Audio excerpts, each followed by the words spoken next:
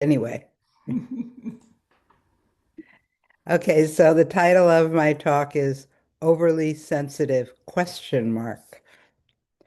And we've been sort of talking about sensitive communication and sensitivity this week, so I'm going to continue on with the sensitivity topic. So it seems to me that as we meditate, many of us or some of us become more sensitive. And of course, not all of us, but I think it's common. Um, we become more attuned to both our inner life and the outer world. In other words, become more aware of what's happening internally and externally. And that sensitivity, becoming attuned and aware, that and sensitive. At times, it can feel like too much. We can feel easily overwhelmed or overstimulated. And in these moments, maybe we feel like we need to protect ourselves. Maybe we do need to protect ourselves. So that sensitivity, when we are sensitive, it calls for discernment. So really knowing when to open up and when to step back. Now, this word sensitive can be used as a put down, as in, quote, you're overly sensitive. I heard that a lot in my past. Um, and, and it can be used in many ways. It can deflect attention away. Someone might be kind of teasing you in a harmful or dismissive way. It can even feel like a kind of, mockery, which is being disguised as humor. But, or else maybe it could come from people who are emotionally shut down and really can't tolerate another person's emotional openness. I think that might have been my experience in my family of origin. My father, mother, and my sister were all traumatized by World War II, and they coped by shutting down emotionally. I got born afterwards, so I didn't have to tolerate a lot of what they had to tolerate. And I was an emotionally sensitive kid. Maybe some people would even describe me as a highly sensitive person. Maybe I am. Though I have to admit, I have mixed feelings about the popularity of all these diagnostic categories. But it seems like as I started to study highly sensitive people for this talk, really, it helped me make sense of my own experience. Though it also, this um, popularity of diagnostic categories can also, there's a risk of pigeonholing people. So in my studies, trying to figure out more about this, I went to a Psychology Today site, and turned out that term was coined by a psychologist named of Elaine Aron, and her theory was that highly sensitive people are a subset of the population, which are high in what she called a personality trait called sensory processing sensitivity. So, the earmarks of that are emotional sensitivity, stronger reaction to external and internal stimuli, like anger, like such as pain, hunger, light, and noise. But here's the interesting part of that. And they also have a complex inner life. And research suggests that about 15 to 20% of the population falls into this category. That's a lot. And I made me wonder what percentage of our saga might fit into that category. Because maybe it seems like maybe, and this is a conjecture, more sensitive people might be attracted to meditation. And then in turn, meditation might make them more sensitive, more attuned. So when people have this are in this category of highly sensitive, we're referring to more deeply processing, which of course is what we're all about, more deeply processing, more responsive, and of course that's a goal of ours, or having a finely tuned nervous system. Um, they tend to become more disturbed by violence, tension, or overwhelming environments.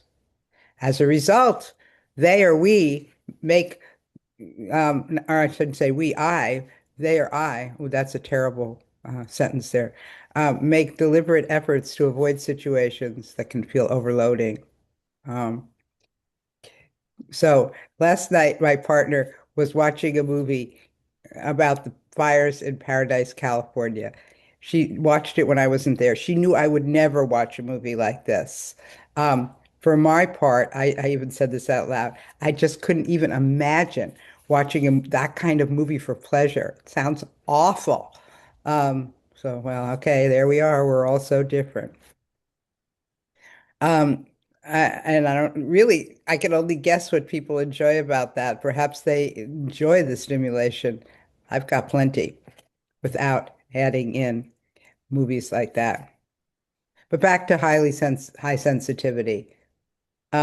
It's often linked to creativity, deeper personal relationships, and a strong appreciation for beauty. Highly sensitive people tend to have rich inner lives, a strong capacity for empathy, and heightened awareness of others' moods and emotional states. That fit for me. I feel other people's emotions. This was an asset in my psychotherapy career, but really can be a challenge in daily life.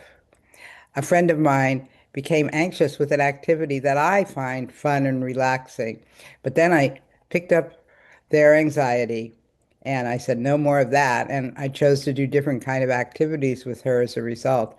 It was no longer fun or relaxing for me. Had I not been so tuned in, it probably would have been a whole different experience.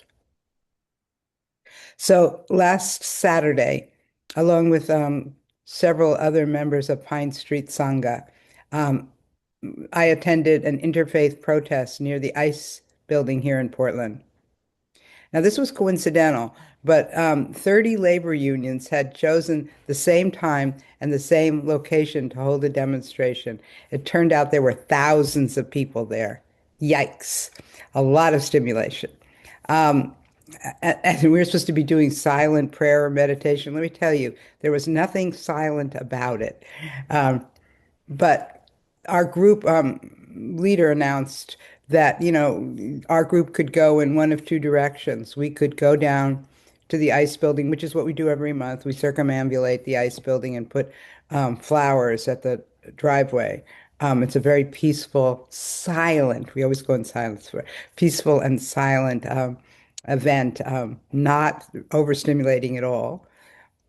But that day we could march with the thousands of other people who were quite loud, or we could just stay in the park and circumambulate the park and and we could create a flower memorial for Alex Preddy and Renee Good right there in the park. Park is about, I don't know, 6 or 8 blocks from the ice building. A couple of other people from the Sangha that I was with said, "No, we're staying in the park." And I said, "Okay, good, good. I'll stay with you." Boy, that turned out to be the right decision for me, because federal agents, ICE agents, deployed tear gas, pepper balls, and flashbang munitions into the crowd at the ICE building. It was it was a mess, and it was really. I'm sure if I'd gone there, my nervous system would have had a very hard time. So, so back to sensitivity. It's not a flaw, as I'm sure you picked up in this talk, and not a flaw that we need to correct, but it's really a capacity. And that capacity is best understood and really cared for.